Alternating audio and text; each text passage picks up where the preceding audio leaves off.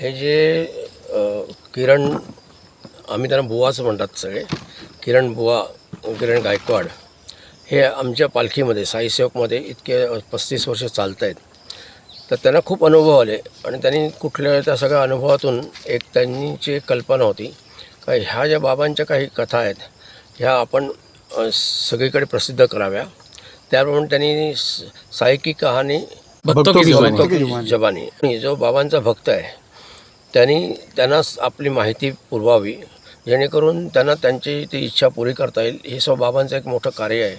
हा प्रचार प्रसार जो आहे तो झाला पाहिजे. आपण जे व्रत घेतलं आहे, बाबांचं नाव, त्यांचा प्रचार सगळीकडे आपण जावं, तर त्यांना ते अनमोल त्यांची आपल्याला संधी समोरून आलेली आहे.